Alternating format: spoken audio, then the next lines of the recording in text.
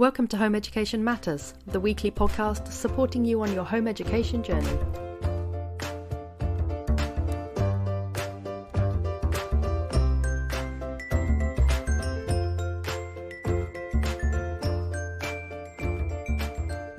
Hello and welcome to Home Education Matters. We are joined today by Heidi Steel and we are discussing the ever fascinating topic of unschooling. And the reason I think it's fascinating is because of all the terms in the home education world. I think this is the one that is probably the least understood, the one with the most misconceptions, and the one that even people who know about it really struggled to define it. So we're gonna attempt that tonight. But first of all, Heidi, do tell us a bit about yourself and your home education journey and your unschooling journey. Fabulous. Thank you, Eleanor. So we have always unschooled. So my name's Heidi. I am a former teacher. So that's really where my interest and background in education began. And I was predominantly, so like my first love was early years, sort of play-based learning. I did a lot of studying and around child development. And yeah, that's where it all began for me. And then when I had my own children, lo and behold, I said, no, I don't want my children actually entering into this system, certainly not at the age of 4, despite that being where I spent all my time. I mean, I had been teaching by then for just over 10, oh no, maybe not quite 10 years, because I finished at 10 years, so maybe a bit less. And I just had become a little bit disillusioned with the education system. There's a big mismatch between actual sort of scientific understanding about how humans learn and actually what happens in schools. And particularly for my eldest, as he was our first consideration, I knew that he wasn't emotionally ready to be apart from us as a family for 6 hours a day. So we decided that we would home educate. And specifically, right from the outset, decided that workbooks and sitting down curriculum style learning wasn't going to be applicable for him at the age of 4. We decided that he had done pretty well up until that point, sort of playing, and we were just going to continue doing that until it didn't suit us anymore. And now he is 15 and a half, and he doesn't play with Lego quite so much anymore, but we still haven't, with him, introduced curriculums. We have continued what we then discovered was called unschooling. Did you know it was a thing, like when you started? No, absolutely didn't even know it was a thing. I just knew from my own, academic background that children learn naturally through play, and so we decided that we would fully embrace that and see how it went, I guess. It's interesting that as a teacher of early years, you decided to turn away from the school system for your children, because normally I think a lot of children come to home education around about 10, 11, and they consider the primary years to be the cuddly feely years, when actually its class sizes are quite small, it's a lot of playing, it's quite low stress. And then they drift towards home education as the SATs come in, and then sort of into the secondary system. But for you, pretty early on, in that kind of developmental age, you just thought, no, this isn't the right move for us. Yeah, right from the beginning, I knew that wasn't going to be right. Like I said, for him, it was really about him not being emotionally ready. I already knew from that offset, but academically, I wasn't really worried about him academically. But emotionally, I thought it would have a really big impact on him, like a detrimental impact. And I also knew what was coming, because even in primary schools, and it is worse now. So like I say, we've now been doing this well over 10 years. And it is worse now. There are a lot less playtime, a lot less free play, a lot stricter focus on learning by rote, lots of things that I think aren't actually beneficial or necessary for our children, and in many, many cases, really harmful, actually, and don't serve our children at all. I've got 4 children. I don't just have one. Wow. So You've got 4 children and you home educate all of them? Yeah, I home educate all of them. None of them have never been to school. Yeah. Do you follow the same approach with all of them, the unschooling approach? Yes. Yes, right, we are fully immersed. So let's have a go at defining what it is. So for anyone who's listening, I know it's a tricky one. Let's have a go at seeing if we can explain to our listeners what unschooling is. I think, it is really tricky to define in a couple of sentences. Practically, it really comes down to it looks nothing like school. So in my home, there is probably, particularly in those primary years, there's going to be very little that resembles a school or me actively teaching my children. We don't follow a curriculum, not even for reading or maths. You know, they don't do worksheets. They don't have a timetable. They don't have to ask permission to go to the toilet. It's quite basic. It looks so everything that you would associate with maybe school type learning is not something that you would find, particularly in the, like I say, in the primary years, it's not something you'd really find. And also, I think another key point is that I don't lead what they're doing. Mm-hmm. I have a role to play. So we use the word facilitating a lot in unschooling. So I help them to achieve what they want to achieve. I provide them with resources and I sit there and help them cut things up, or we look things up on YouTube, answer their questions, you know, maybe find suitable sort of home ed classes if they want to explore that. So I definitely have a role to play, but I'm not the one who is setting out what they're learning. I'm not saying we are going to spend half an hour reading today. You know, I really don't do that. But again, this is why it's really tricky, because I might make suggestions or I might offer them something. So if there's something going on in our local community, I'll let them know and say, oh, you know, your friends are doing this at the weekend, or there's this class going on next week. What do you think? But ultimately, they're the ones that sort of lead, or they're the ones who make the decision about what they're doing. So, for example, if you might say something like, oh, I'm going to be reading my book now. Does anyone want to come and join me reading? And then they're like, no, I'm quite happy where I am. And that would be that. Yeah. In fact, I'd probably put the book down and go and join them with what they were doing. And why would you do that? So, coming back to the idea of facilitating again, coming alongside them, supporting them where they are, showing an interest in what they're doing. Quite often we devalue, not purposely, but we devalue what they're doing by not showing an interest, or by maybe trying to persuade them to do something else. We're saying what you're doing doesn't have value. So it's sort of the opposite idea of that. I go and join them and it says to them, this is important, this has value. I recognise that this is important to you, even if I don't know what you're doing, which with age, so my teens now do things that I have very little understanding of, because that's what they're passionate about and that's what they are really immersed in. So I still show interest, I still ask them questions, but I'm not there doing it with them, not the same way as I would when they were younger. So you felt that by saying, oh, I'm going to be reading, and then continuing to read, you were implicitly stating that you were almost judging their choice because you were choosing something else, and that you're almost implicitly judging their choice as something that you didn't think was as worthy as reading. Is that what you mean by that? Yeah, I would. I mean, it's where it gets, this is why these discussions go on and we unpick and unpick and unpick, because obviously there's going to be times where I do want to read something maybe for myself. I do want to pick up my gardening magazine or read a book about unschooling, and I do want to do that for myself. But to try and drag them, or maybe even entice them away from what they're doing because I think that what I've got on offer is better, I think sends them a message that says... Yeah, it implies a value judgment, doesn't it, that you're putting there?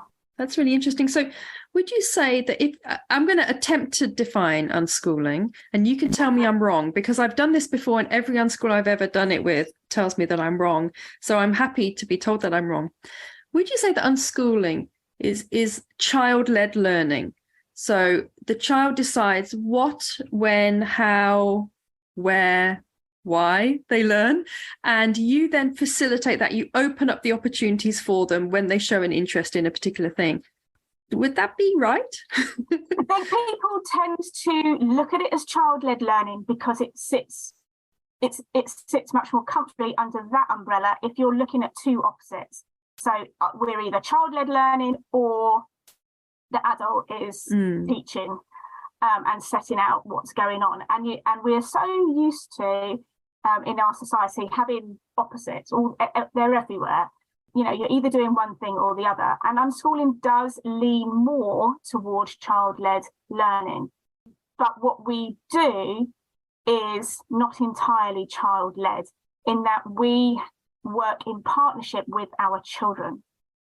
So yes, they get to say if they don't want to do something, they get to say if they do want to do something, but at the same time, we might have an input. We might say, well, do you know what, that's not appropriate for right now. Maybe it's something they've chosen that's not appropriate for right now.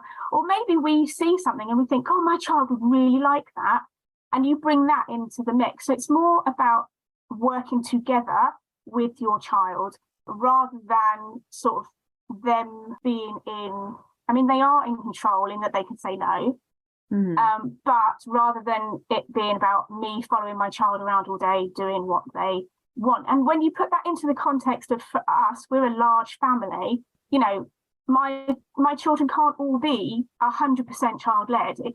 We have to work together as a unit. We have to come together as a family group. So there has to be a lot of partnership work in there. There has to be a lot of discussion, a lot of negotiation going on, rather than one child saying, actually, I want to sit and paint all day, and another child saying, well, I want to go out. We can't do that. It's not possible. So we kind of probably use that term partnership to describe it rather than entirely child-led, but it does fit more comfortably under that idea. Is it only in the arena of education? So is it different to, say, autonomous parenting or something like that? Is it only in the arena of education that you allow the child to say, no, I don't want to do this, no, I don't want to do that, yes, this is what I want to do? Or does it extend to your household in general, like bedtimes, food, that kind of thing? Yeah, so for us, it started off as just being an educational idea, like my child, yes, my child is happy to play. What do they like playing with? I can resource that. We can find friends for him that also want to join with that. We can then meet those friends elsewhere as well, because now we've made a connection with other people. So it began with sort of the day-to-day, what is my child doing and how that contributes to their education. But actually, the more that we did that, the more that we began to explore the idea that maybe they could make choices in other areas too. And now, like I said, 10 years later, yes, now it absolutely encompasses decisions they make about everything in their life that some people might not see as educational, although we would say as unschoolers, they're learning all the time. It's all about learning, it's not all about learning, but everything they do has an impact on their learning. They're making decisions, they're figuring out the world around them. So, they are really involved when they're making decisions about what they eat, when they eat, going to the dentist, what time they want to get up, how that's going to work, what they want to wear. So lots of things and life aspects that we might not think are educational. But yeah, my children now definitely embrace unschooling as a whole life philosophy. Does unschooling as a kind of term, does that just include the education? Or do you find that most unschoolers, if not all unschoolers, take your approach where it extends pretty much to the whole running of the house? Yeah, I think most people start with the idea that it's about education. That's how they enter into it. And so that you will find, if you were going to, for example, Google it or maybe look up on social media, you might find a division in some groups between unschooling groups and then radical unschooling groups. And the radical unschooling groups will definitely be whole life, fully immersed, embracing the philosophy across all aspects of their children's lives.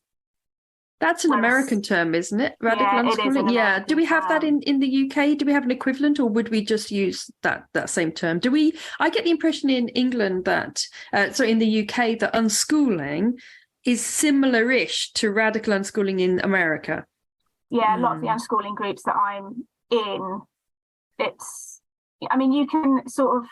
you can tell when people are entering as a new idea because they predominantly talk about education. But certainly, say, the well-established members, the longer-term members, the admin, they will definitely be, whole life unschoolers, radical unschoolers.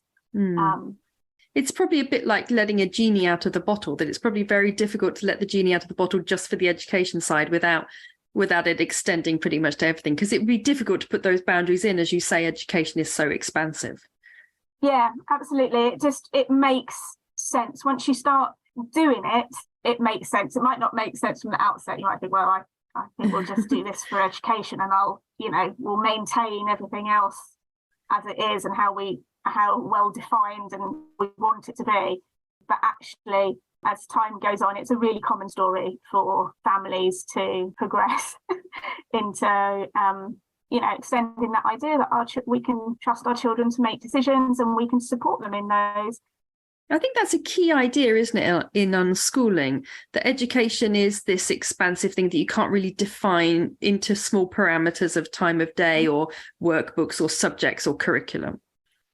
Yeah, so going back to that idea that it doesn't look anything like school, we don't define things by the subjects that our children are doing, or we don't say, well, you can only learn when, between the hours of 9 and 3, and then if you decide to, read a fiction or do anything at 9 o'clock in the evening, that doesn't count.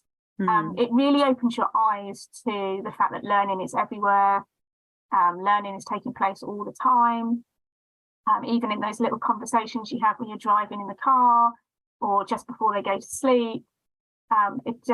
You can't, once children are curious and they've really ignited that natural curiosity that they have, you can't stop them.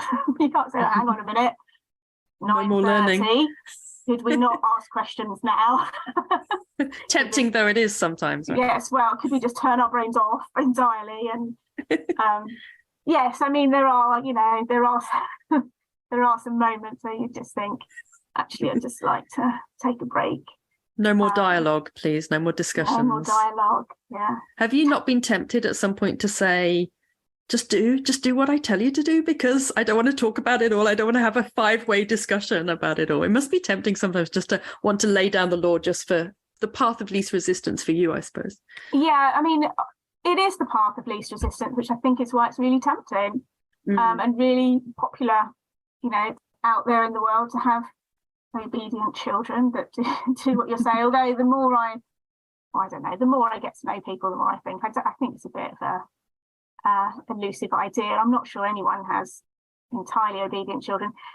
To be honest, we've got to the point now where I wouldn't get away with that. They'd all just laugh at me if I said, right, revolution. That's it. Just need you to just do what I'm asking you right now. They'd all ask why, because that's how we work. Like, please explain to me why we need to be doing this. Because of course there are times where you have to say, oh, I'm going to go and get this thing out the oven, and I'll say, hang on, let's get the oven gloves, and they'll listen to me because we have this partnership. It's not just child-led. I don't just let my child stick their hands in the oven. But there has to be for them, they have to understand what's going on, why do I have to wait?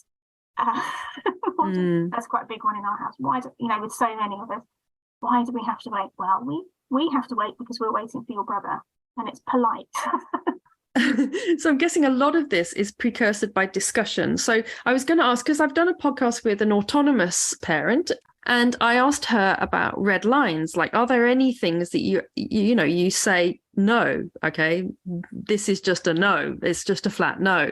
And she did have one, as it happens, but I won't give away what it is. People have to listen to the podcast because it may surprise you. But do you have any red lines that you're like, this is a flat no, you can't do it? Or maybe you have to do it. Oh, that's interesting. Maybe you have to do it. That's an interesting idea. Are there any flat lines? I would say for me, so like the oven gloves in the oven, sort of safety, I will step in and make sure my children are safe, all of them, and that includes if one of them decides that they're going to be physically aggressive to another. There are, I'll step in. We don't hurt each other, and we will resolve that another way instead. So I guess safety really is the biggest. What about health? No. I often ask, a lot of my friends are unschoolers. In fact, almost all my friends are unschoolers. And I often ask them about health. And I say, what about things that impact on your child's health? And that the child, maybe they're quite young and they don't see the long-term effect of what they're doing. Say, for example, they don't want to clean their teeth. And they're like, you know what? Cleaning my teeth is pointless. I don't care about my teeth anyway. You can just get dentures, blah, blah, blah. And you have a big, long discussion back and forth, and you provide them with all the literature and all the information they need to realize that it's important that they clean their teeth. And they still do not want to. I mean, does that count as a safety thing? It's difficult, isn't it, with the boundaries to know sort of what is safety, what is health, what is something you need to actively intervene with? Right, so for me, this comes down to your individual children, because some children will find that so difficult that it will raise their anxiety so high that actually you are having a negative. If you are persevering with the insistence or the trying to explain it to them, it actually raises their anxiety so high. So whilst you might be addressing their physical health, you're actually having a huge negative impact on their mental health. And for me, the mental health takes priority if we're going to make a decision around that. So that's why it comes down to individual children. Some children like to have things explained to them, like they like the literature, they like having the explanation, like if you clean your teeth, you'll have strong, healthy teeth, and, et cetera, et cetera. And that works for them.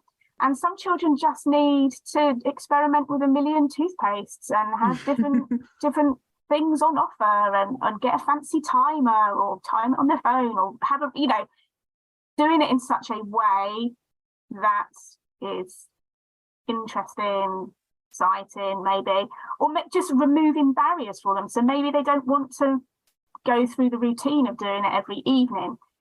Maybe they're sat in front of the TV after dinner and you bring them a toothbrush and a spit bowl and they do it while they're watching TV. So it's all about finding routes to honour their choice. Yeah. In a kind of compromising partnership way.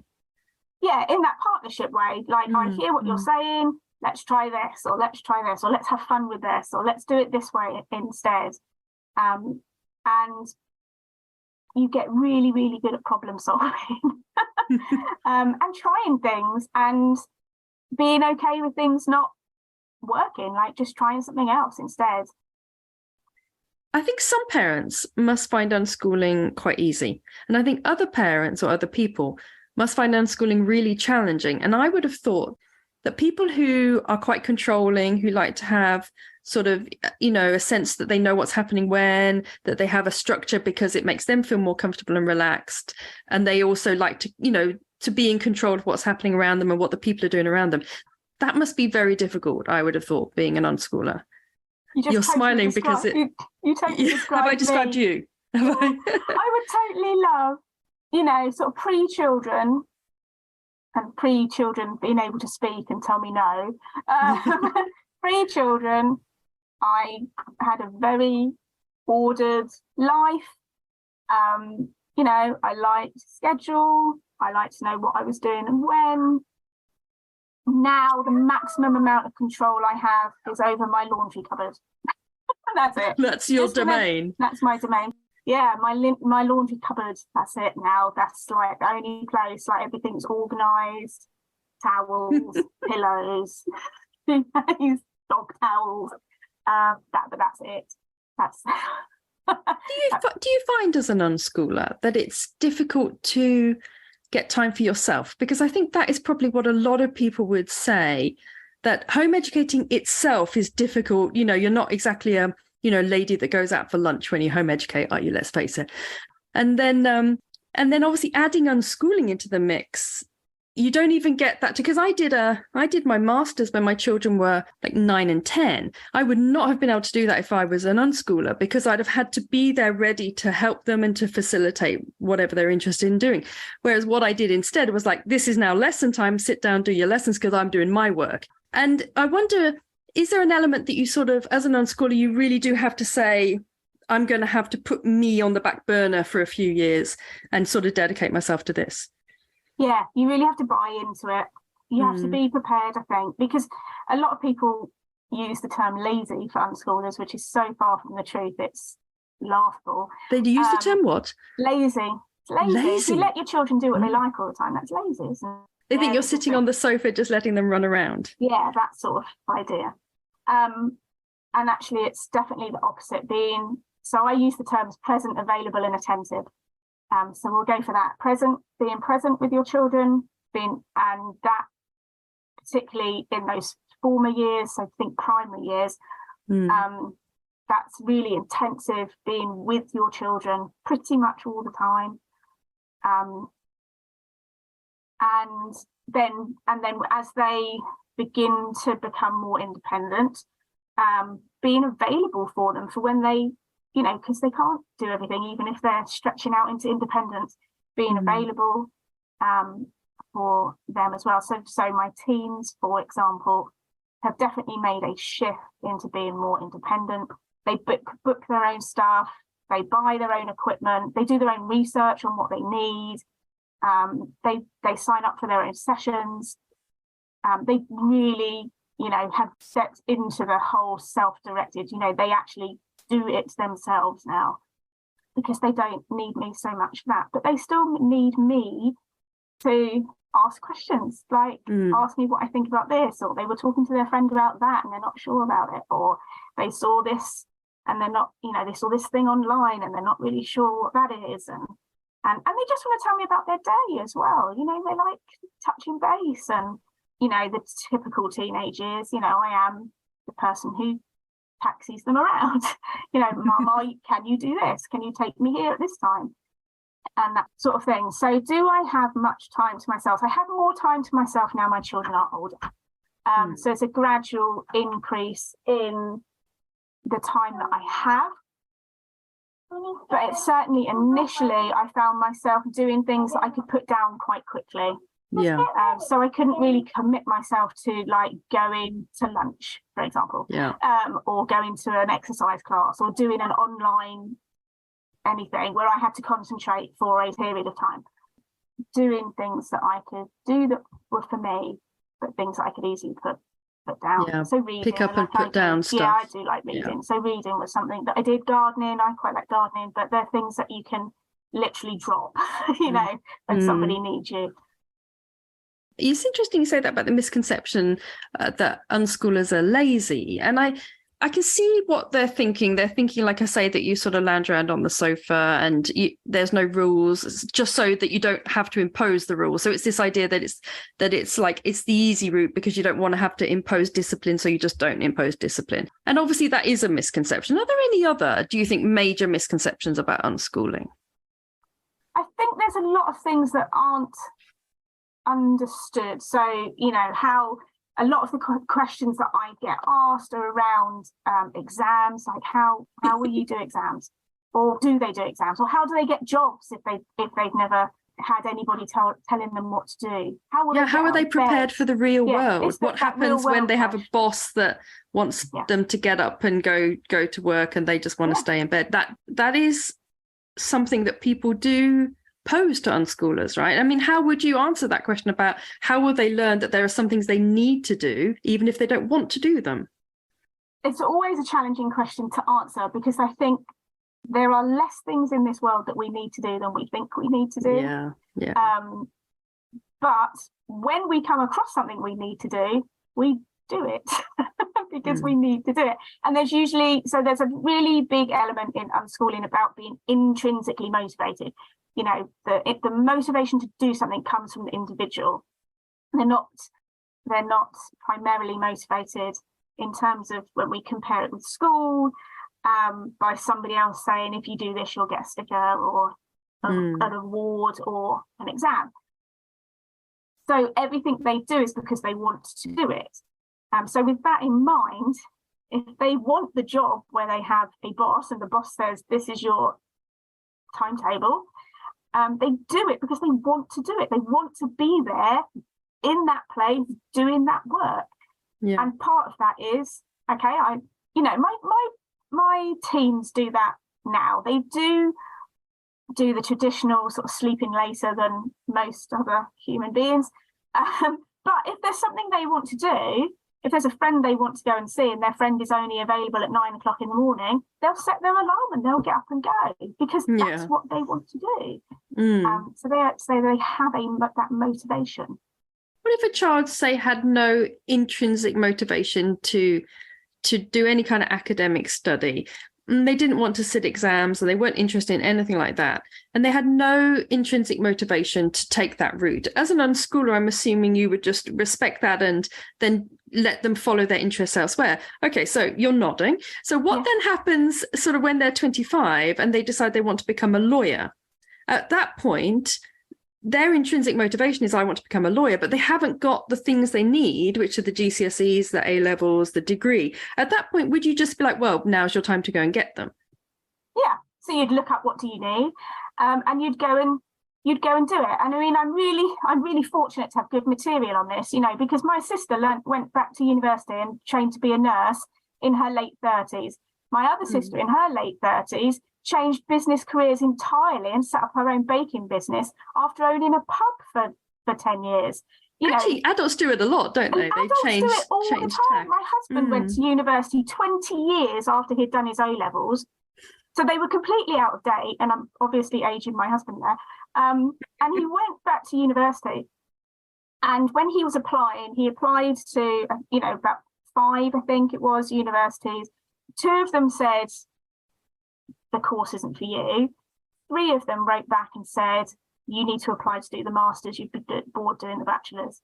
And he went straight in after 20 years of no academic education and leaving. He left school at 16 with his 5 O-levels, and he went in and did a master's. I mean, adults do it all the time. There's loads of stories out there.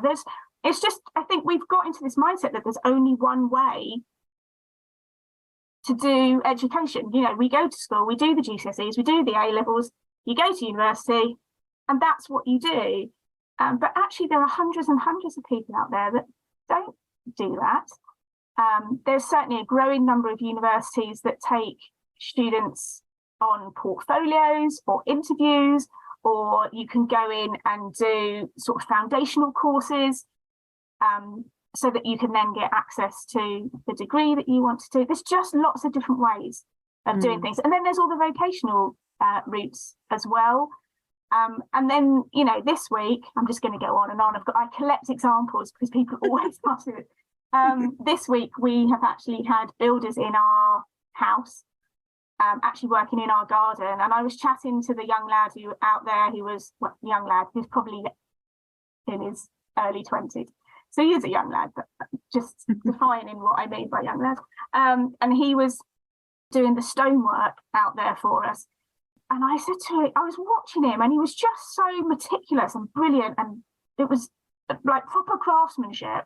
And I said to him, where did you learn to do that? And he says, oh, I left school and joined the building company, and I've just picked it up as I've gone along. They took him under their wing and like an apprentice, I guess. That's what he wanted to do. So he went and got a Saturday job with them, and now he's doing really beautiful stonework in my garden. Would you say, for people who are listening, that they may think, I really want to unschool, like the approach really appeals to me, but I want my child to have exams and options for the future. Would your response be, look, it's okay, there's multiple routes for them in the future, there's opportunities in the future if they wanted to do exams, and it's more important that you respect what it is they want to do now rather than planning for their future? Yeah, and I mean, you know, I don't want to talk about the downsides of unschooling, but one of the downsides of unschooling is... I'm going to ask you about it, so don't worry. Okay. You really do end up having to let go of what you think their future looks like.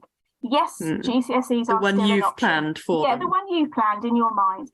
Yes, GCSEs are still a possibility. And A-levels, I know unschooling families, their children have gone to sort of 14, 16 provision in colleges. You know, that's all open to them. How have they found that move from unschooling to like a college? But, you know, it's an individual thing. I think some of them find it a bit bumpy, if I'm honest. But at the same time, others of them are ready for it. And because they're ready, it works. You know, so we traditionally in schools enforce that type of learning on children very, very young, and we tell them that this is how they are going to do it, and this is the only way to do it, and if they don't do it this way, they're going to fail. There's lots going on there, but it's sort of enforced on them very young, and by the time they get to sort of teens, dare I say, they've had enough. And then because of the growth and development of adolescent humans, quite often they express that in various different ways. Whereas children who come to it naturally in their own time, they're ready for it, and they're there and they're saying, come on, I'm ready. Like, this is what I want. I want to know more about this thing that I'm here to learn more about, whatever it is that they've chosen to do. They're ready and they're really excited about it. So it really works so we're coming back to that choice. We're coming back to, you know, when the time's right. And when, you know, when they're intrinsically motivated, then it works. We interrupt this broadcast to remind you to like and subscribe to our podcast. And don't forget to join our Home Education Matters Facebook group, where you can find details on all our podcasts, any links or resources mentioned, chat to our guests, request upcoming podcasts, and even come on the podcast yourself. Do join us over there. That leads me to my next question, which is the situation you've just described is when someone who's been unschooled, then they choose to go to college and they're ready for the learning. They've been respected and they've had their choices respected. They've realized that learning takes place in, you know, every kind of context and every environment, and they're in charge of their own learning and have a natural curiosity and a love for learning. They go to college and they're like, yeah, brilliant, teach me theoretical physics. I love it. What about the people who are listening who have done it the other way around? So they've maybe just taken their child out of school at like 12, 13, and they want to unschool, but they're thinking, my child just is totally bruised and battered from school. They're alienated from their learning. They don't really understand their own sense of autonomy because they haven't been able to practice it at school. Where do they start? I mean, is it the same process, or is there a different technique, I suppose, if your child has just come out of school? So there's a time period which we would call deschooling, where we would really say about taking a break from any learning, like any really obvious learning, like, you know, don't start bringing them textbooks or, oh, I saw this lovely book on whatever that I thought you might be interested in. Just take a complete step back from everything. You know, it's really about, so I'm going to use words like recovery, healing, time, giving them time to process, you know, all those things that have impacted their lives up until now. Because like you say, children that leave school at the ages that you're talking about often leave school because they've had significantly bad experiences, and they're bruised and they're upset and they're miserable and they feel like failures. They have been told for many, many years that school is the place to be if they're going to be a success, and if they're not in school, then, you know, so that, you know, we talk about the messages they get around attendance. If you're not in school, you don't get your attendance award. if you're not in school, you're quite often shamed about it. There is a lot going on, bless them, for children that come out of school, and they need time to process that and heal. And for the parents as well, I'm guessing. Yeah. So really practically, that means really stepping away from enforcing any type of learning and really doing what your child needs, which might be lying on the sofa for a bit or a lot, watching Netflix. And it might be that they want to do things that are not associated with school, so going to the beach or going to the cinema or swimming, something that they really like and enjoy doing. And spending lots of time doing that. What about parents that are listening and they would say, well, I've taken my 13, 14-year-old out of school. They've been bullied, they've got anxiety, all these sort of terrible traumatic episodes. And all they want to do is lie around on the sofa or lie around on their bed, on their phone, or play their Xbox or whatever. And I hear this all the time in Facebook groups. And then the parent says, I can't just let them do that forever. If I let them do that, they would just do that forever. And I mean, would you just say, just let them let them work it through? Or would you sort of say, well, at this point, it's maybe not best for their mental health to just be on their Xbox, literally all day, all night? Would you then sort of bring in that partnership and say, look, how about this? How about this? How about that? Yes, that's what I was going to say. It goes back to doing that partnership thing, and it not just being child-led, like not just letting your child do, staying up all day and all night and doing something that maybe is very repetitive, but offering them other options, and they might tell you no a lot, and it might be really hard, but showing them what else there is available. Sometimes, like we said at the beginning about that reading idea, but sometimes people say, I'm going to go out on a walk, or explaining what makes you feel better, not in a teachy way, but actually, particularly if your child's 14 or 15, maybe it would be okay to leave them for half an hour and say, I find it really helps me if I go on a walk every day, so I'm going to do this. Would you like to come with me? No. Okay, that's fine. I'm going to go for a walk. What if a year later they're still saying no? Yeah, interesting. If a year late, I would be quite surprised if a year later they were still saying no, that they hadn't started branching out into other things. But being okay with whatever they choose to do. So we're going back to that valuing thing. So not starting to put more value on exercise or reading a book, but actually, if they're showing signs of, they want to, maybe they just want to go and buy a hot chocolate at the local cafe, then do that and do it together. Do nice things together. And try and make being at home as comfortable as possible, which is a countercultural idea that we should maybe even be nice to our children, but try and make it as comfortable as possible for them. Make sure they've got the food that they really like. Make sure they've got access to a Netflix account. Make sure that if they want to go and have hot chocolate, just go and do that. Do nice things together. It is counterintuitive for a lot of parents, isn't it? Because that feels like that rather unpleasant granny type phrase that you're spoiling the children. And it's a horrible phrase and I really dislike it. But it's that idea, isn't it, that your child is lounging around, they're saying no to everything, they're being a bit stroppy, and you're then showering them with lots of lovely stuff. And I think as a parent, sometimes you can think, am I rewarding their bad behavior? Is this what I'm doing? I mean, you wouldn't do that with a 4-year-old, or would you? I don't know. Maybe you would. Yeah, so now we're talking about behaviour. That's like a whole other topic. Behaviour. So let's start with the idea that your child's behaviour is giving you a message. It's not about whether they're being badly behaved or, their behaviour is really good. Actually, they're trying to tell you something, particularly under the banner of what we may traditionally call bad behaviour. Actually, they're telling you, so if we go back to the example of children who are coming out of school and they just want to play on the Xbox, or they just want to lie on the sofa all day, or they're maybe being quite rude in their language to you and being quite aggressive, they're telling you that their capacity is really low. They're telling you that they're having a hard time. And the way to like help them not have a hard time is to do something nice for them. Yeah, make the time nicer. Yeah, make the time nicer. Don't make it more difficult. Don't insist that because they're 14 they need to make their own lunch. Make lunch for them or take them out to lunch. Like if that's going to make them move, maybe do that. Go out and have lunch together.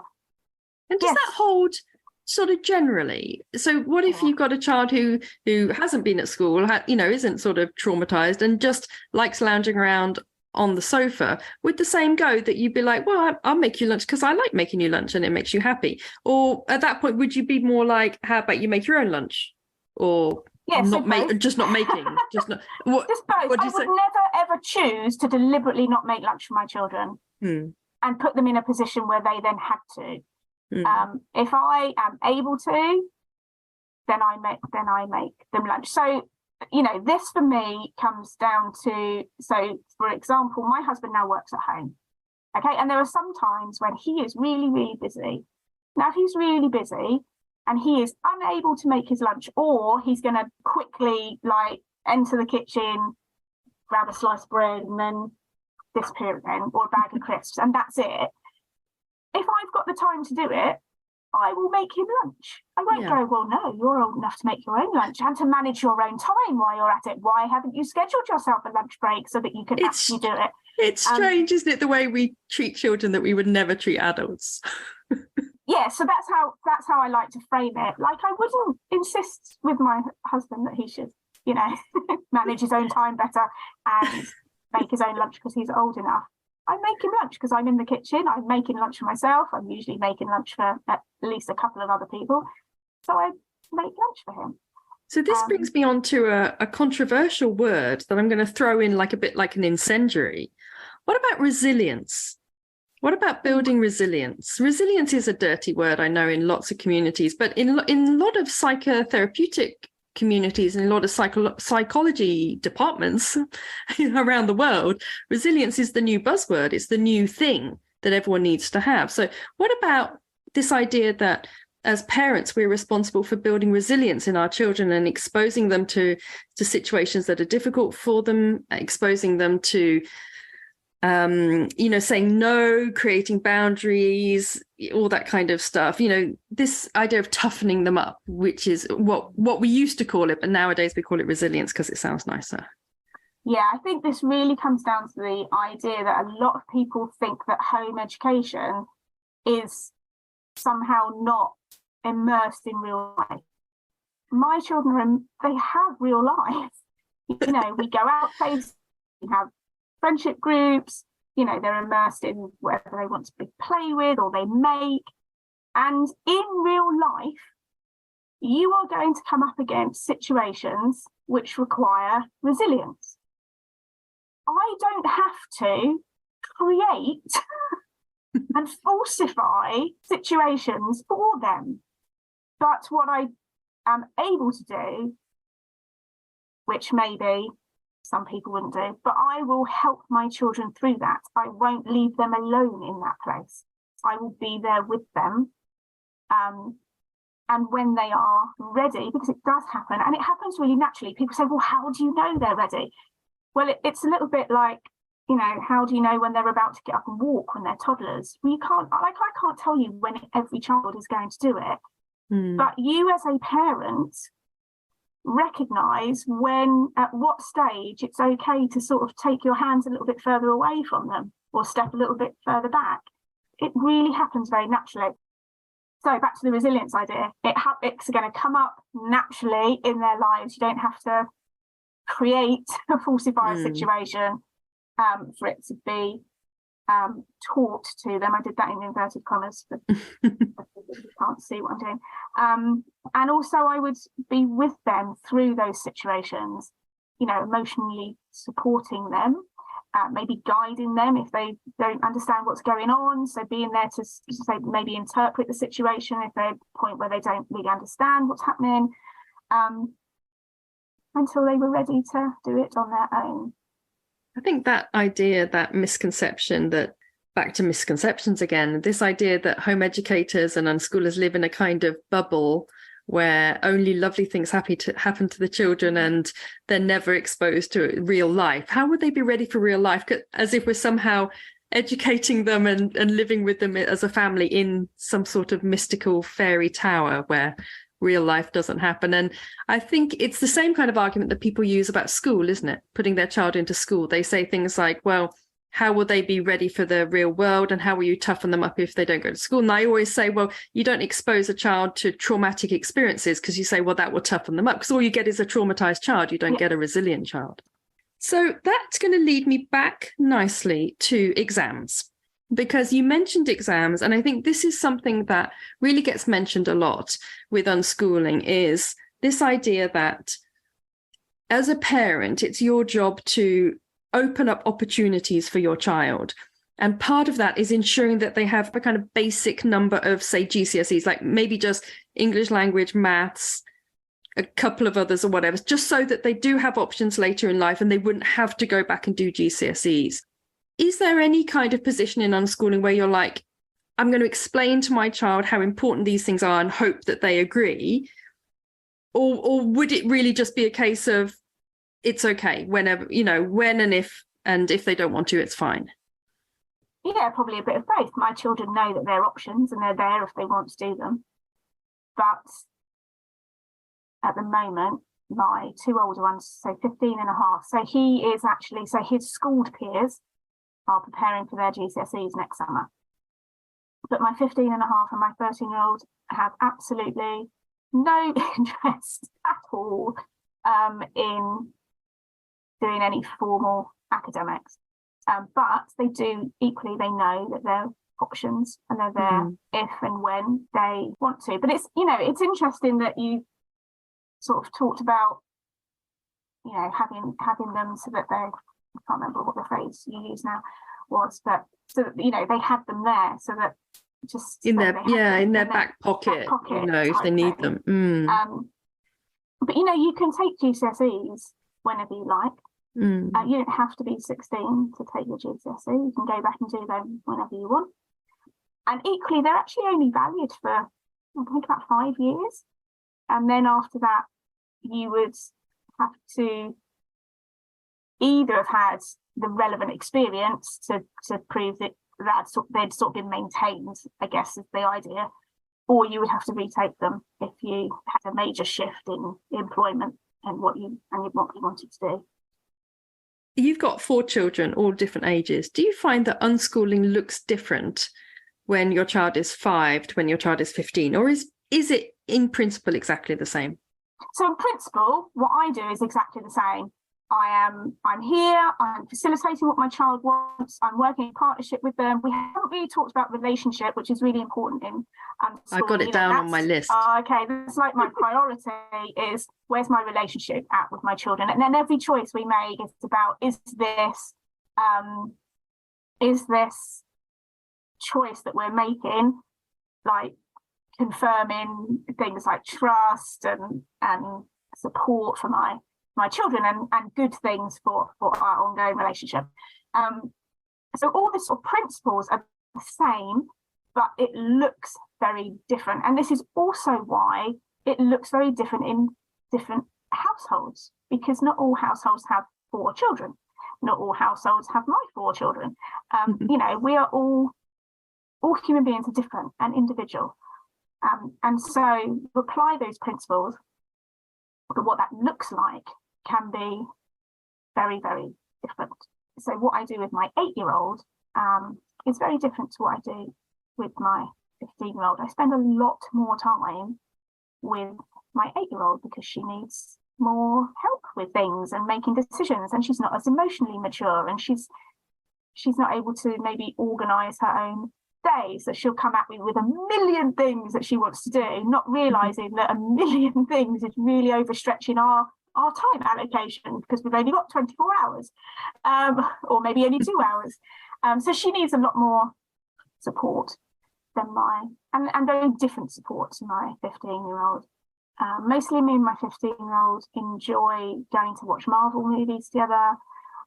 We send each other lots of different memes via text. That's sort of our way of doing things. And he's also really, I'm going to say, he's really considerate. So my husband not only works at home, but sometimes works away from home, like for a week. And he really ups his game when my husband's not around. You know, he'll come and help feed the animals. And when he's down, he'll come downstairs. So he spends a lot of time doing digital artwork in his room, actually. And he'll come downstairs and he'll clean the kitchen. And, you know, really, we have a lot of nice moments in those times as well. We sort of move around each other in the kitchen space, and it's nice, and we chat. But the support he needs, it looks very different.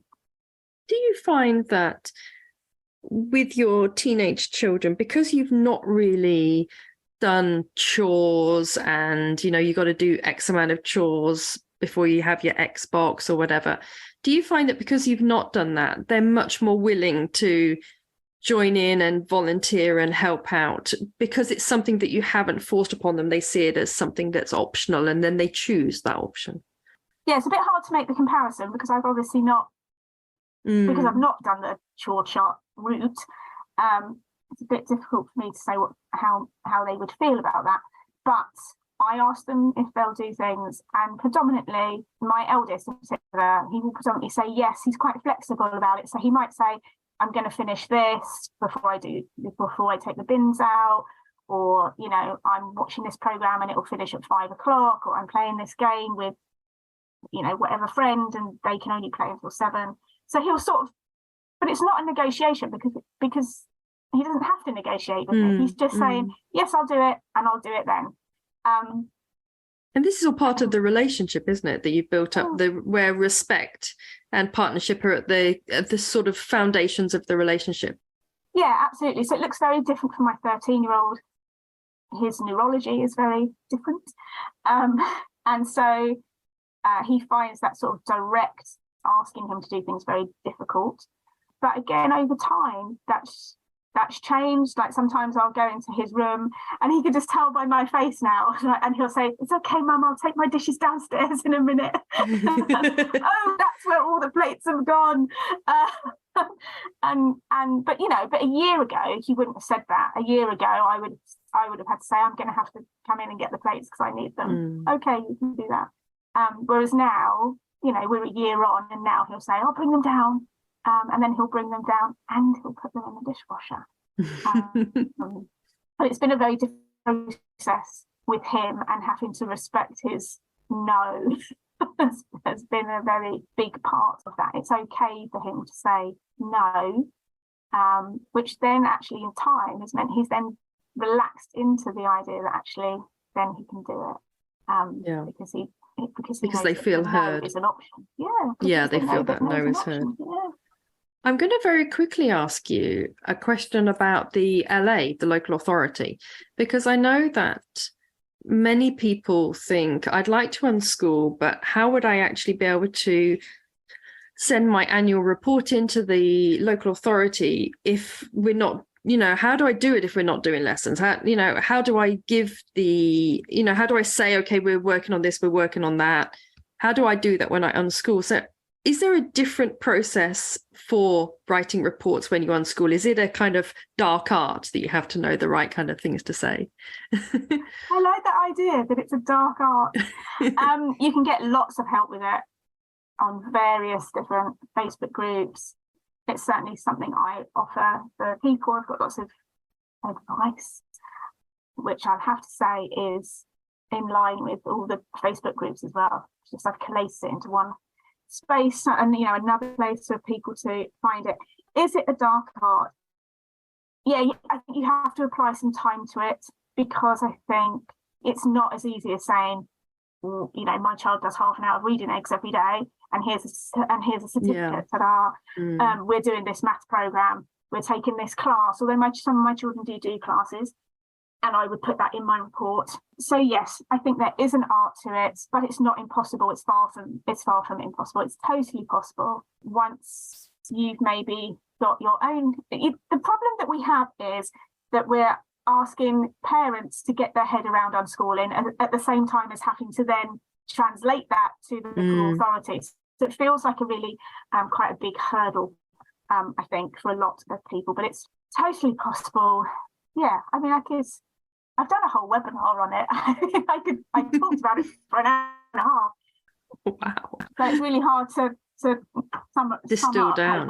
Distill that down, other than saying, yes, it is possible. And, you know, when we realise that learning is everywhere, and when we get into the habit of, instead of saying, this is what I planned and they did this, looking at what they've done and writing it down retrospectively. So a curriculum sets it out in advance, and then we say, look what my child has done. They did this curriculum, It's looking at it retrospectively and say, what's my child done today? You know, my child wrote Christmas cards today.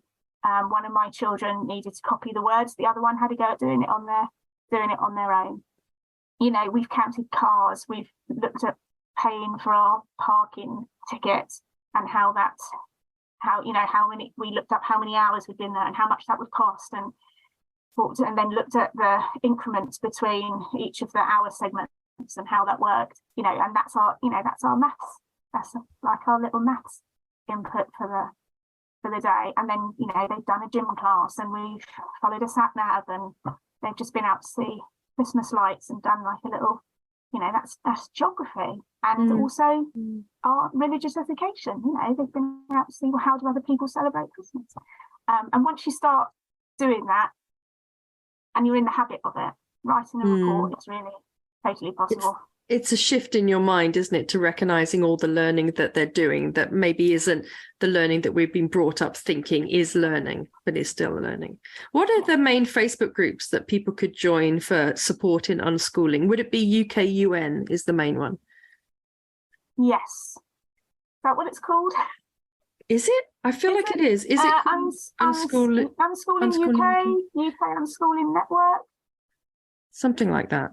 In the Home Education Matters Facebook group, I'll put the links in for the unschooling group. Before we finish, I wanted to ask you a little bit. We talked a bit about some of the negatives, lack of time for yourself to a degree, having to give up your idea of what your child might be, you know, the doctor, the lawyer, whatever.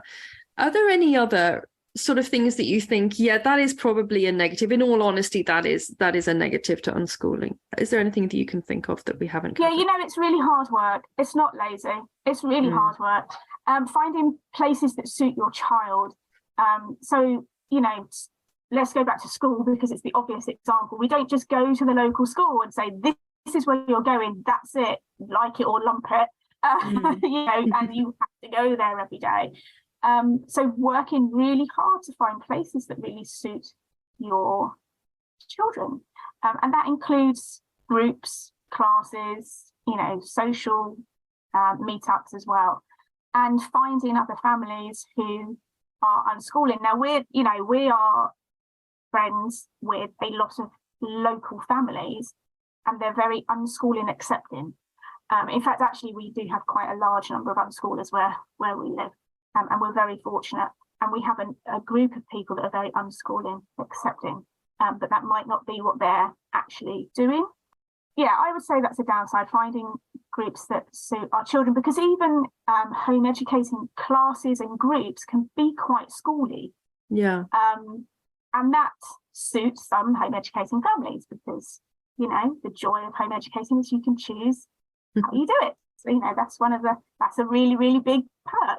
But finding the right groups for your children can be... So I'm thinking things like scouts and things like that must be very difficult because they are quite authoritarian, aren't they? And I know that my children, they do not respond well to that kind of slightly traditional, you know, when adults just don't just completely dismiss a child's opinions. My children just aren't used to that, and they're very like, whoa, what's happening here? You need to be listening to what I'm saying because it has value. And so I find that it is difficult when they're joining some of these more traditional kind of groups, these after school clubs, things like that, because there's an assumption that all the children will have that kind of slightly school approach where they just do what they're told.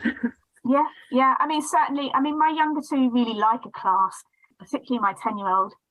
She loves somebody with like, this person knows what they're talking about, and I want them to tell me everything and show me everything, and she is there. But it has to be about subjects that she likes. she definitely has a time limit as well. She couldn't do that for 6 hours in a school, like an hour, and then she's like, okay, I'm saturated now, I'm done. But she really likes a class, and so does my younger one. My older two have never liked classes, and they still don't. Yeah. And sort of being okay with that can take quite a lot of work on the part of the adult. And maybe that's something that's really tricky, kind of doing that work. How does this work? Is this actually really okay? What is going on? Will it be okay? All the questions that we've sort of been answering tonight. Doing that for ourselves is a really ongoing process, I think, because our children, or certainly my children, I'm just going to speak for myself, my children have really pushed me to the edges of where we started. Oh, okay, we started with, yes, let's continue my child playing and learning to play and the things that he loves, whilst in the back of my thinking, one day he'll go to a group or he'll do a class. No, it's like he can't, he doesn't want someone telling him what to do. He wants to figure it out himself. And I am happy to report that I'm comfortable with that and that, he's doing really well. Like he looks up things on YouTube, or he contacts somebody else, a friend that he knows is really into the thing that he's really interested into, and they arrange to meet and talk about it, and they sort of information swap and share resources with each other, and they're doing it. They're just doing it a different way. I think that really nicely leads me into the last thing I was going to ask you, because for me, it feels like unschooling is as much a journey for the parent as it is for the child, and a real journey of self-development and I guess just fulfilling a certain potential as a parent, and just a journey of self-discovery. And I think that's probably, in my eyes, as not an unschooler, that must be one of the best bits about being an unschooler, this slightly roller coaster journey of personal discovery that your children take you on. And I wonder what are your favorite bits about unschooling? What are the bits that you think make it just the best choice? I'm going to come back to relationship. I love the relationship that I have with my children. It is so different to the relationship I had with my parents, particularly through the teenage years. It's invaluable, that, and I wouldn't swap that even for, grade A student or, top of the class, bachelor's degree.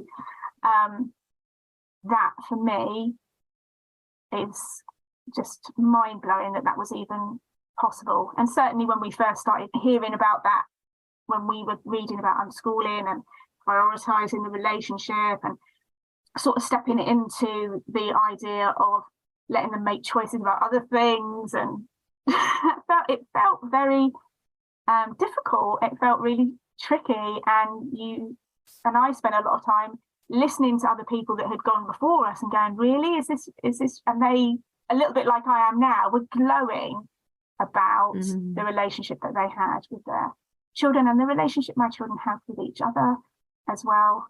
Yeah, that's really, really, really good. And for myself, like, so much has changed about myself as over the last 10 years. My children, we apply these principles to our children, and we say, it's okay for them to make mistakes. It's okay for them to try things out and maybe change their mind. And then you think, well, hang on a minute, maybe I could do that. Maybe I could try out ice skating, and like, if I don't like it, it doesn't matter. I tried it. Or maybe so the idea of like reading a book, and I always used to think, that book's maybe a bit too big, I'm never going to get to the end of it, and it would stop me even starting. Like, I'd just like not buy the book, even though it looked really interesting. I'd just go, it's too big, I'll never get to the end.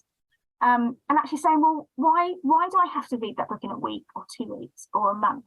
Why can't I just buy the book and then read a little bit, and then when I've got, next month I'll read a little bit more, and it might take me 2 years to do it, but I've done it, rather than not doing it at all because I've just written it off as if it's too big. I don't know, I think for me it's really challenged my thinking about how we do things and the rules that we put, like our own barriers actually, that we put in place around how we should be doing things.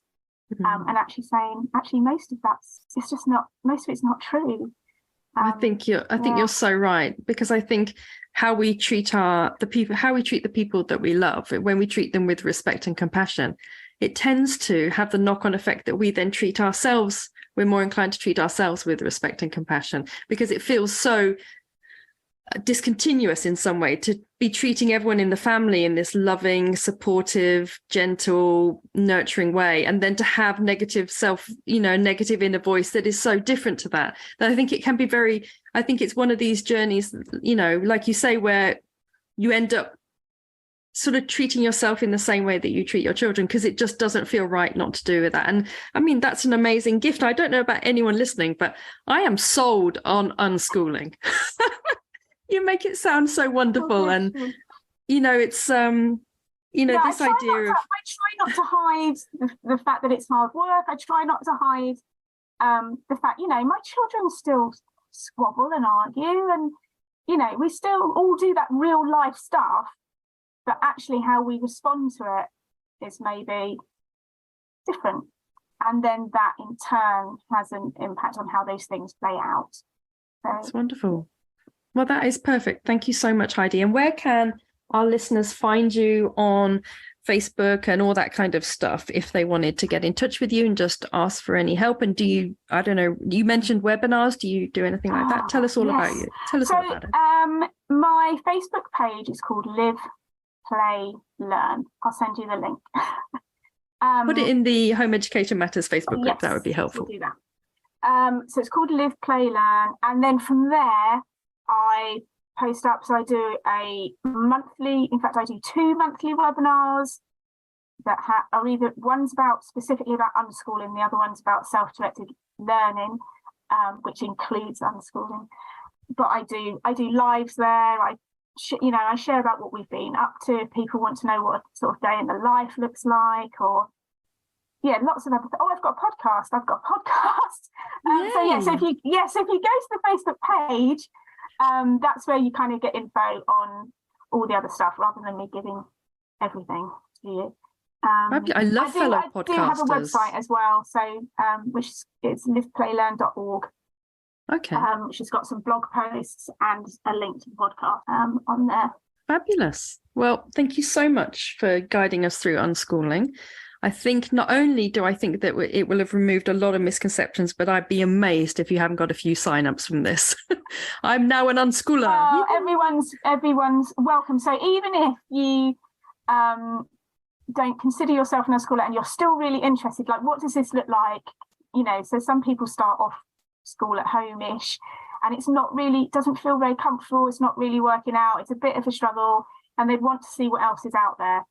Absolutely, the page is the place to be, because I showcase what we do. Like, this is what it looks like, and so if you just want to read about how it works, they can dabble their toes in the water. Yeah, if you don't have to be an unschooler to be there in that space, it's for the purpose of sort of showcasing what unschooling is and how it works. So everyone's welcome to come and have a look. Awesome. Well, thank you so much, Heidi. It's been a real pleasure talking to you today. Yeah, I'm going to come and check out your podcast. That sounds very cool. Bye. Thank you so much for joining us for today's Home Education Matters podcast. See you at the next one. Have a lovely day.